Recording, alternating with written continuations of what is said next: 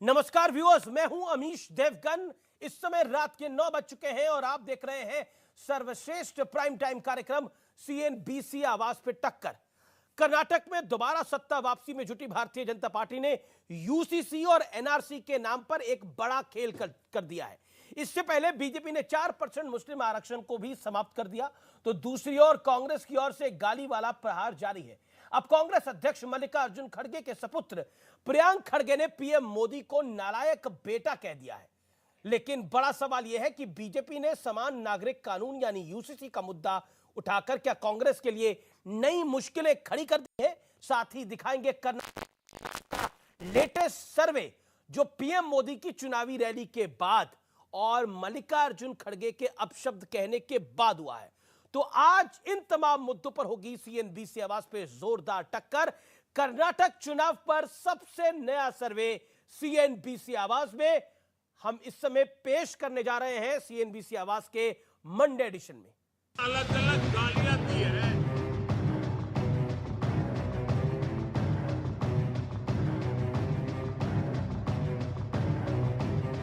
प्रधानमंत्री मोदी को जहरीला सांप बताकर खड़गे ने 91 गालियों की संख्या पूरी करवाई थी और उनके बेटे प्रियांक खड़गे ने इस संख्या को 92 तक पहुंचा दिया है।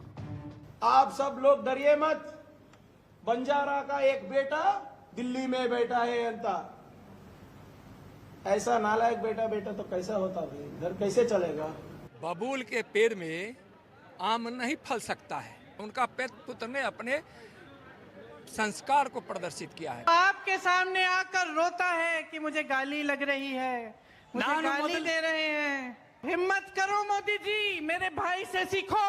मेरा भाई कहता है गाली क्या, मैं गोली खाऊंगा इस देश के लिए। उधर प्रधानमंत्री मोदी भी अपने ही अंदाज में कांग्रेस की गालियों का जवाब दे रहे हैं। सांप तो भगवान शंकर के गले की शोभा है। मेरे लिए देश की जनता शिव का ही स्वरूप है।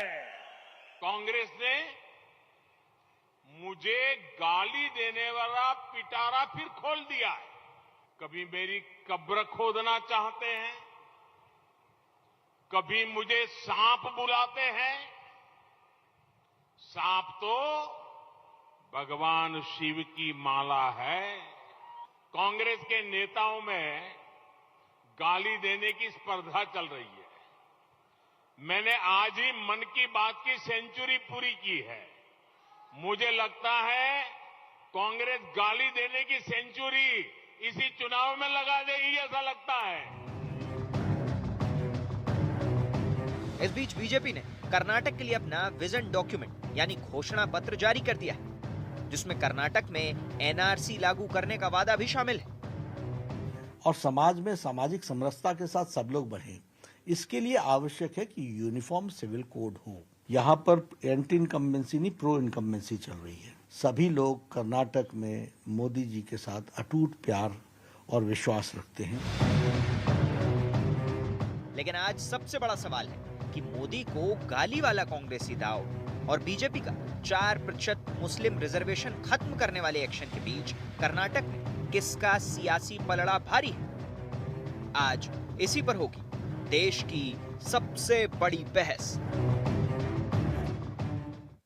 लेकिन विश्लेषण पर जाने से पहले मैं आपको एक बार फिर याद दिला देता हूं कि कर्नाटक चुनाव पर सबसे लेटेस्ट सर्वे प्रधानमंत्री की रैली के बाद, प्रधानमंत्री को जो गाली पड़ी उसके बाद, ये पहला सर्वे न्यूज 18 कन्नड़ ने किया है। वो सर्वे हम आपको कुछ देर में लाइव और एक्सक्लूसिव दिखाएंगे। उसके आंकड़े हमारे पास आ चुके हैं, हमारी टीम उन आंकड़ों को तैयार कर रही है।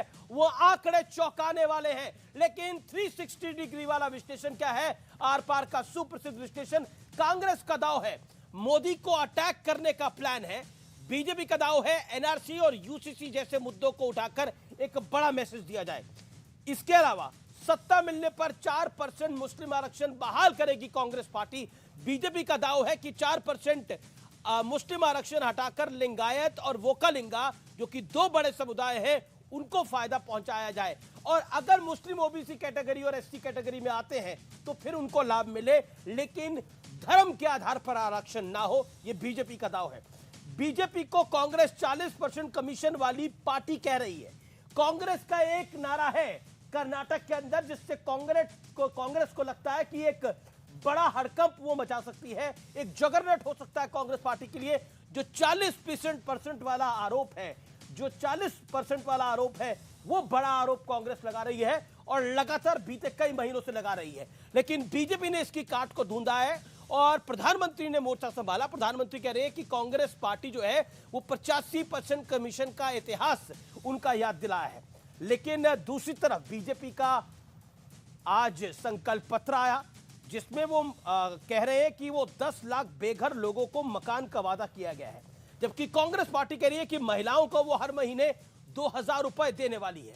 लेकिन बड़ा सवाल यह है, क्या एनआरसी और यूसीसी का मुद्दा चुनाव की दशा और दिशा दोनों को बदल सकता है, जो भारतीय जनता पार्टी प्रयास कर रही है। लेकिन बड़ी बात, आज बड़ा सर्वे हम पेश करने वाले हैं। आपसे कुछ मिनट बाद वो आंकड़े हमारे पास होंगे जो कि बताएंगे कि रैली के बाद जब मल्लिकार्जुन खड़गे ने गाली दी, उसके बाद का सर्वे क्या कहता है। क्या बीजेपी आगे है या कांग्रेस पार्टी आगे है? क्या बीजेपी का किला बच पाएगा? क्योंकि नरेंद्र मोदी, जेपी नड्डा और अमित शाह लगातार मेहनत कर रहे हैं। दूसरी तरफ मल्लिकार्जुन खड़गे, रणदीप सुरजेवाला और राहुल गांधी और प्रियंका गांधी लगातार कर्नाटक में इस बार हर हाल में चाहते हैं कि कांग्रेस की हर हाल में वापसी हो जाए। लेकिन कांग्रेस में सिर्फ हटौल है डीके शिव कुमार को लेकर और सिद्धारमैया को लेकर। बीजेपी में भी भीतरघात है, दोनों पार्टियां भीतरघात से जूझ रही है। लेकिन बड़ा सवाल यह है, क्या प्लस मोदी कर्नाटक, यानी मोदी फैक्टर बड़ा फैक्टर होगा कर्नाटक के अंदर? क्योंकि मोदी की रैली के बाद, नरेंद्र मोदी की रैली के बाद और मोदी को जो कांग्रेस के अध्यक्ष ने अब शब्द बोले, उसके बाद ये पहला सर्वे है। ये पहला बड़ा सर्वे क्या कहता है, निकल कर आता है, हम आपको बताएंगे। मेरे साथ गौरव भाटिया जुड़ रहे, भारतीय जनता पार्टी के प्रवक्ता। मेरे साथ कलीमुल हाफिज है, जाने माने राजनीतिक विश्लेषक है, उनका अभिनंदन है। शुभराष्ट्र है मेरे साथ, जो कि जानी मानी राजनीतिक विश्लेषक है, लेखिका है, उनका अभिनंदन है। मेरे साथ राधिका खेड़ा है, कांग्रेस पार्टी की नेता प्रवक्ता, उनका अभिनंदन है। गौरव भाटिया, कांग्रेस पार्टी ने एजेंडा साफ कर दिया है, उनके टारगेट मोदी है। पहले बड़े खड़गे साहब, अब छोटे खड़गे साहब, क्या कहना चाहते हैं आप? वो कह रहे हैं नालायक बेटा। देखिए, मैं केवल इतना ही कहना चाहता हूं कि कांग्रेस पार्टी बौखलाई हुई। और एक कहावत है ना अमीर जी, खिसियाई बिल्ली खंबा नोचे, वही हालत कांग्रेस पार्टी की आज है। मैं ये प्रोग्राम जो है कर्नाटका की धरती से ही कर रहा हूं। मैं आपको बता सकता हूं, इस चुनाव में कांग्रेस पार्टी ये चुनाव हार चुकी है और तभी उनके पास कोई विकास के मुद्दे पे चर्चा करना है ही नहीं। हमने अपना रिपोर्ट कार्ड दिया है, हमने बताया है कैसे डबल इंजन की सरकार ने आईटी दिया, 12.5 करोड़ टीके कर्नाटका में कर्नाटका भाई बहन को लगाए, 4 करोड़ घरों में राशन पहुंचा, एक एयरपोर्ट शिवमोगा में आया और तमाम और काम है। लेकिन नरेंद्र मोदी जी को गाली क्यों दी जा रही है, ये आज बड़ा सवाल है। और ये इसलिए दी जा रही है क्योंकि खड़गे रिमोट कंट्रोल वाले अध्यक्ष है और उनको भी सोनिया गांधी, राहुल गांधी को खुश रखना है, क्योंकि परिवार की परिक्रमा करना, पूजा करना, यही सारे चाटुकार कांग्रेसियों का काम है। मैं इनसे पूछना चाहता हूं, आप मुझे बताइए, खड़गे जी ने पहले कहा 100 सर वाला रावण, क्या हुआ अमीर जी? गुजरात में 156 सीटें ऐतिहासिक थी, लेकिन भाजपा की, काउंटर पॉइंट है। आप कह रहे हैं हमने देखा कैसे काउंटर पॉइंट है, जहरीला सांप बुलाया जी मोदी जी को, और मोदी जी कह रहे हैं तो मुझे गाली दो, विष दो, मैं जो है अमृत दूंगा जनता को। तो जितना ये विष घोलेंगे उतना अमृत नरेंद्र मोदी जी जो है कर्नाटका की जनता के लिए विकास के द्वारा यहां पे समर्पित करेंगे। आपका कॉल कट गया है, फोन कर, मैं दोबारा लगाता हूं, कॉल कट गया है। लेकिन आप तो कांग्रेस को ही काट रहे हैं। आप कह रहे हैं कांग्रेस हार चुकी है चुनाव, नतीजों से पहले आपने नतीजा बता दिया है। राधिका खेड़ा वो कह रहे हैं कि चाटुकारों की पार्टी है, चुनाव हार चुकी है कांग्रेस पार्टी। Your reaction? चलिए देखिए, ये साफ दिखाई दे रहा है कि, और सारे सर्वे भी बता रहे हैं कि किस तरीके से भारतीय जनता पार्टी सरकार नहीं बना रही है दोबारा कर्नाटक में। वैसे भी इन्होंने जिस तरीके से खरीद फरोश करके सरकार बनाई थी, उसका एंड नतीजा यही होना था। और वमीश जी, देखने की बात है कि देश में जो पहली बार दुनिया में कोई ऐसे प्रधानमंत्री होंगे जो ये गिन लेते हैं कि उनको गाली कितनी दी, लेकिन वो आज तक ये नहीं गिन पाए कि देश में बेरोजगार कितने हैं। वो ये नहीं गिन पाए कि उन्होंने कितनी प्रेस कॉन्फ्रेंस करी है और कितनी मीडिया से चर्चा करी है। वो ये नहीं गिन पाए कि जो 300 किलो आरडीएक्स आया और जो पुलवामा का हमला हुआ, जिसके लिए खुद इनके गवर्नर कहते हैं कि इन्हीं की कमी से हुआ, उसके बारे में नहीं गिन पाते हैं। वो ये भी नहीं गिन पाते कि विश्व का सबसे बड़ा कॉर्पोरेट भ्रष्टाचार हो गया, कितने का हुआ, उस पर चुप्पी साध लेते हैं। इतने सारे मुद्दे हैं, चाहे नंदिनी का मुद्दा हो जिसको अमूल की वजह से रिप्लेस किया जा रहा है, चाहे 40% का कमीशन खोर का मुद्दा हो, चाहे उस आदमी का मुद्दा हो जो इनका फेवरेट है, बसव गौड़ा, जिसने सोनिया गांधी जी को विष कन्या बोला, जिसने ये तक बोला कि वो पाक चीन की एजेंट है। ये सारी चीजें वो नहीं गिन पाते हैं और देख नहीं पाते, और ना ही वो ये देख पाते हैं कि आज जो उनको रिसीव करने आदमी गया, मल्लू, जिसपे 2 हत्याओं का आरोप है, वो देश के प्रधानमंत्री को रिसीव करने जा रहा है। तो ये सारी चीजों से बच के निकलने का है, और इसीलिए जो एक सियाणी बिल्ली खंबा नोचे की कहावत बता रहे, वो हालात आज भारतीय जनता पार्टी की है, दिखाई दे रहा है। और बहुत सही कहा गौरव जी ने, डबल इंजन की सरकार की बात करी, वैसी ही डबल इंजन की सरकार जिसकी चर्चा मोदी जी ने करी थी हिमाचल में और वोट मांगा था, और उस डबल इंजन को चलता कर दिया था। मैं प्रियंका वाड्रा को कोट कर रहा हूं, वो आपके सामने आकर रोता है कि मुझे गाली दे रहे हैं। हिम्मत करो मोदी जी, मेरे भाई से सीखो।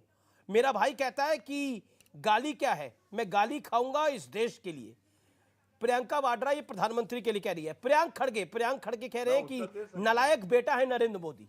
मैंने जैसा कहा, क्या प्रधानमंत्री ने आप देखिए, प्रधानमंत्री जी ने पार्लियामेंट में स्नूप नखा कहना कि रामायण की याद आ गई, ये बोल देना कि 40 करोड़ की गर्लफ्रेंड किसी के लिए बोलना, एक महिला के लिए 40 करोड़ की गर्लफ्रेंड कांग्रेस की विधवा, मैं इनके बीच में नहीं बोली, 40 करोड़ की गर्लफ्रेंड कांग्रेस की विधवा, ये सब शब्द बोले गए। और कई बार लेकिन मीर जाफर, और ये आप भूल रहे कि अपना सरनेम नहीं जानते, ये नहीं जानते अपना पिता कौन है, ये सब बोला जाता है। एक देश का प्रधानमंत्री ऐसे शब्द इस्तेमाल करता है? क्या इस देश का प्रधानमंत्री ये कहता है पूर्व प्रधानमंत्री के लिए कि वो रेनकोट पहन के नहाते हैं? ठीक है, ये सिखाया जा रहा है बच्चों को। वो कह रहे हैं कि नालायक का बेटा इसलिए क्योंकि इस तरह की शब्द बोलते हैं। दूसरी चीज महत्वपूर्ण चीज, आप वापस अपने मुद्दे पर लौट के आए हैं। यूसीसी आपकी सरकार तो वहां पर पिछले 4 साल से है। अगर आप उत्तराखंड में यूसीसी कर सकते हैं तो कर्नाटक में अभी तक क्यों रुके रहे? ये एक सवाल आएगा। क्या ध्रुवीकरण चाहती है भारतीय जनता पार्टी? गौरव भाटिया। देखिए अमीर जी, संविधान को लागू करना, संविधान निर्माताओं ने जो मूल भावना संविधान की नागरिकों को दी, चाहे यूसीसी हो और चाहे मुसलमानों को जो तुष्टीकरण की राजनीति करके आरक्षण इन्होंने दिया था, उसको समाप्त करना हो, ये दोनों संवैधानिक